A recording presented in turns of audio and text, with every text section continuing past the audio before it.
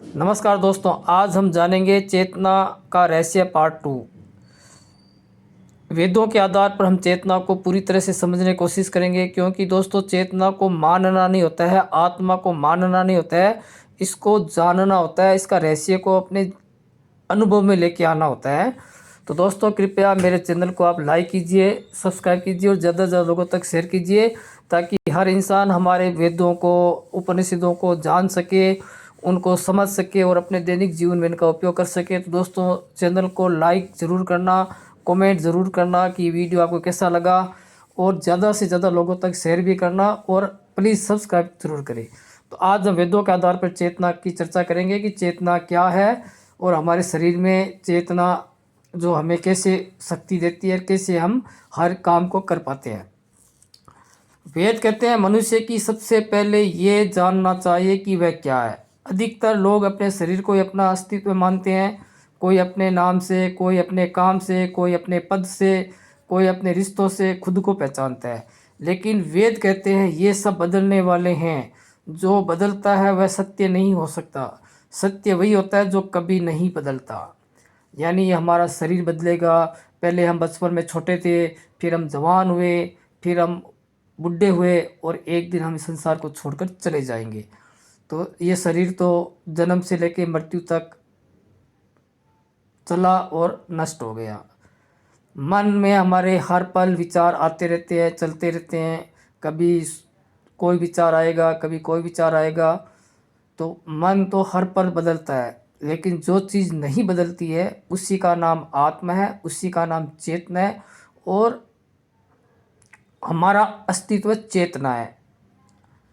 हमारा शरीर बचपन में छोटा था, फिर बड़ा हुआ, आगे चलकर बुढ़ा हो जाएगा।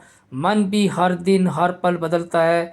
कभी हम खुश होते हैं, कभी दुख होते हैं, कभी मन शांत होता है, कभी मन अशांत होता है। लेकिन एक चीज़ है जो बचपन से लेकर आज तक नहीं बदली, वह है देखने वाली शक्ति, चेतना, आत्मा। यही हमारा अस्तित्व है। जब कोई विचार मन में आता है हम उसे पहचान लेते हैं कि ये विचार आया है। तो इसका अर्थ यह है कि विचार और उसे जानने वाले अलग अलग है। मन में जो विचार चलते हैं उनको चेतना के माध्यम से हम जान सकते हैं, क्योंकि मन को विचार करने की शक्ति चेतना देती है। हमारे आंखों को देखने की शक्ति कहाँ से मिलती है? चेतना से मिलती है। हम जो बोल रहे हैं ये हमारे बोलने की शक्ति कहाँ से मिली है? चेतना से मिली है। हम जो चल रहे हैं, हम जो भी काम कर रहे हैं, वो सब शक्ति हमें चेतना से मिलती है। और चेतना हर चीज़ को जान सकती है। तो हमें होश पूर्वक अपनी चेतना का ध्यान करना है, ताकि हम भी अपनी चेतना को जान सके और समझ सके। ऋग्वेद में कहा गया चेतना ही ब्रह्मा है।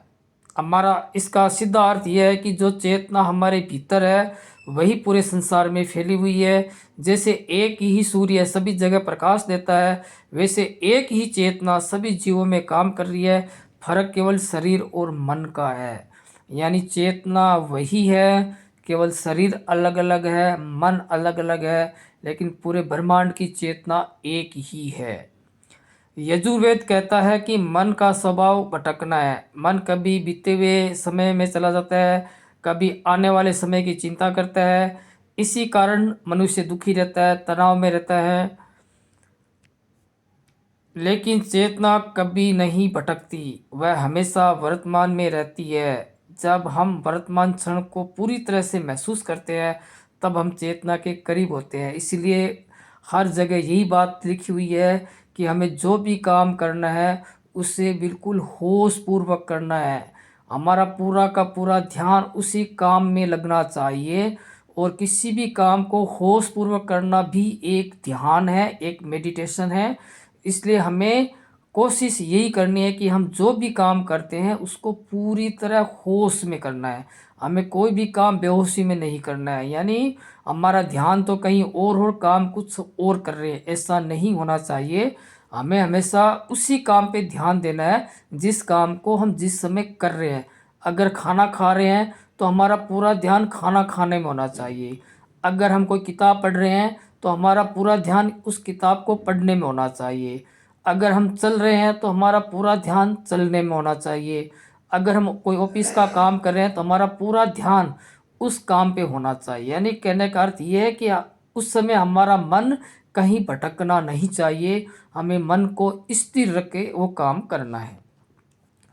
तभी हमें चेतना की अनुभूति होगी। और जब आप किसी भी काम को होशपूर्वक करने लग जाओगे तो आपको कभी भी थकान महसूस नहीं होगी, यानी आप कभी भी अपने आप को थका हुआ नहीं महसूस करोगे, क्योंकि चेतना होश में ज़्यादा एनर्जी शरीर को देती है। कभी आपने नोटिस किया है, आप बहुत ज़्यादा थके हुए होते हो और आपका कुछ भी काम करने का मन नहीं होता, लेकिन अचानक आपके सामने कोई मुसीबत आ जाए, जैसे घर में आग लग जाए, आप अपनी सारी थकान को भूल जाओगे और आपके अंदर एक नई शक्ति आ जाएगी। ये शक्ति आपको कहाँ से मिली? कभी आपने इस पे गौर नहीं किया, अब गौर करना। वो शक्ति हमें चेतना से मिलती है, क्योंकि चेतना कभी भी नहीं थकती। मन थक जाता है, हमारा शरीर थक जाता है, लेकिन चेतना कभी नहीं थकती और चेतना हमें काम करने की एनर्जी लगातार देती रहेगी। हम जितना ज़्यादा काम करेंगे उतनी ज़्यादा एनर्जी हमें देगी। सामवेद कहते हैं शांति बाहर से नहीं मिलती, शांति भीतर से आती है। जब मन शांत होता है तब चेतना अपने आप प्रकट हो जाती है। इसी कारण वेद ध्यान, जप और मौन की शिक्षा देते हैं। वेदों में क्या कहा गया है कि हमें अपने आप के लिए समय निकालना चाहिए, हमें अपना कुछ समय ध्यान करना चाहिए। यहाँ ध्यान करने का मतलब ये है कि आपको माला नहीं फेरनी है। यहाँ पे ध्यान करने का मतलब ये है कि आपको अपनी श्वासों पे ध्यान देना है, अपने को श्वासों को आते जाते देखना है कि सांस अंदर आ रही है, सांस बाहर जा रही है। इस तरह में हृदय की धड़कनों को सुनने की कोशिश करनी है। और हमारा शरीर का जब हम आराम करें तो अपने को प्रत्येक शरीर के अंग पे ध्यान देना है। पैर की उंगलियां, कभी हाथ की उंगलियां, कभी दिमाग, कभी हृदय को, मतलब अपने को देखने की कोशिश करनी है, हमारे ध्यान को एकाग्र करने की कोशिश करनी है। जब करने का मतलब आप किसी मंत्र का उच्चारण करो, जैसे आपने एक मंत्र ओम का उच्चारण करना शुरू कर दिया, तो उसको 5 से 10 मिनट ओम का उच्चारण कीजिए किसी शांत जगह बैठ के। और मौन, यानी आपको ज़्यादा नहीं बोलना चाहिए, आपको जहाँ तक है मौन रहना चाहिए। इससे मन में शांति रहती है। तो मन को शांत करने के ये सीधे तरीके हैं जिनको हम अपने दैनिक जीवन में आसानी से प्रयोग में ले सकते हैं और इनका अपन मन को शांत करने में इनका इस्तेमाल कर सकते हैं। अथर्ववेद में बताया गया है कि जब मनुष्य अपनी चेतना को पहचान लेता है तब उसके भीतर डर समाप्त हो जाते हैं। उसे मृत्यु का डर नहीं रहता, क्योंकि वह जान जाता है कि शरीर नश्वर है लेकिन चेतना नष्ट नहीं होती। यही समझ मनुष्य को अंदर से मजबूत बनाती है। फिर वह किसी भी काम को करने में, किसी भी चीज़ को करने में उसको किसी भी तरह की हिचकिचाहट नहीं होती है, क्योंकि वो सब चीज़ जान लेता है। जिसने अपनी चेतना को जान लिया उसने पूरे ब्रह्मांड को जान लिया। तो दोस्तों, हमें भी कोशिश यही करनी है, हर पल हर समय अपनी चेतना को जानने की कोशिश करनी है। और चेतना को जानने के लिए पहले मन के विचारों को देखना पड़ेगा।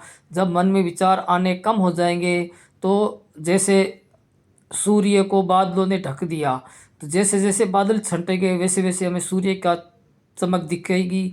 वैसे ही हमें मन रूपी बादल जैसे जैसे हटेंगे वैसे वैसे हमें चेतना का अनुभव होगा। वेद ये भी कहते हैं दुख का कारण बाहर की परिस्थितियाँ नहीं है बल्कि हमारी पहचान की भूल है।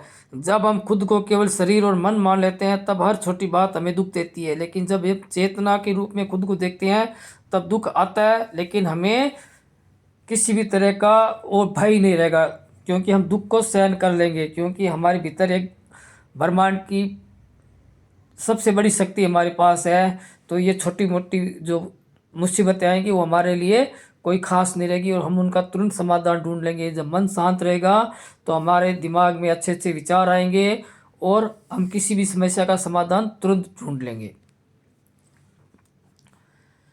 धीरे धीरे जब ये बात गहरी हो जाती है तब जीवन को देखने का तरीका बदल जाता है। व्यक्ति क्रोध में भी जागरूक रहता है। क्रोध भी आएगा तो आपको पता चलेगा कि मुझे गुस्सा आ रहा है। आप अपने गुस्से को पूरी तरह से कंट्रोल कर सकते हो और अपने गुस्से को पूरी तरह से देख सकते हो। और दुख में भी समझदारी रहेगी, दिमाग बिल्कुल शांत रहेगा, मन किसी भी तरह से घबराहट में नहीं आएगा, चाहे कितना भी बड़ा दुख जाओ, क्योंकि आप मन जानता है, दिमाग जानता है कि दुख के बाद सुख आएगा, सुख के बाद दुख आएगा। जैसे दिन के बाद रात और रात के बाद दिन आते हैं, वैसे ये अनवरत चलते रहते हैं, इसलिए वो घबराहट मन में नहीं रहेगी। सुख में भी अहंकार नहीं आएगा, वह जागरूक ही रहेगा। तो चेतना का मतलब है अपने आप को होश में रखना, हर पल अपने आप को होश में रखना कि आप क्या बोल रहे हो, क्या सुन रहे हो, क्या देख रहे हो। मतलब हर पल आपको होश में रहना है। और जहाँ तक हो सके आपको अच्छी अच्छी किताबें पढ़नी चाहिए, अच्छे लोगों की बातें सुननी चाहिए, जिससे आपका मन शांत रहेगा और आप भी चेतना की तरफ अपने आप को ले जाने की कोशिश कर सको। धीरे धीरे जब आप ये प्रैक्टिस करोगे तो आप भी चेतना का अनुभव करने लग जाओगे, फिर आपका लाइफ आनंदमय बन जाएगा। वेदों का सत्य है, तुम शरीर नहीं हो, तुम मन नहीं हो, तुम केवल चेतना हो जो मन और शरीर दोनों को जान रही है। मन नौकर है, चेतना स्वामी है, मालिक है।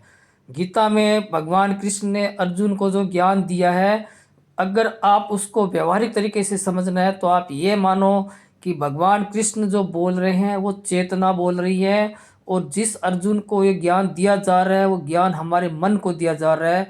तो गीता का कोई भी आप अध्याय पढ़िए, और जहाँ पे भगवान कृष्ण ने मैं शब्द का प्रयोग किया है वो भगवान कृष्ण ने चेतना के लिए प्रयोग किया है, और अर्जुन शब्द जो भगवान कृष्ण ने गीता में बताया गया है वो हमारे मन के लिए गया है, यानी चेतना ही मन को ज्ञान दे रही है। यही गीता का असली रहस्य है। तो दोस्तों ये वीडियो आपको कैसा लगा कमेंट में ज़रूर बताना। मेरे चैनल को लाइक करना, सब्सक्राइब करना और ज़्यादा से ज़्यादा लोगों तक शेयर करना, ताकि हर इंसान अपनी आत्मा को पहचान सके, अपने ज़मीर को जान सके, अपने अस्तित्व को जान सके और दुनिया में अच्छा काम कर सके। तो धन्यवाद दोस्तों।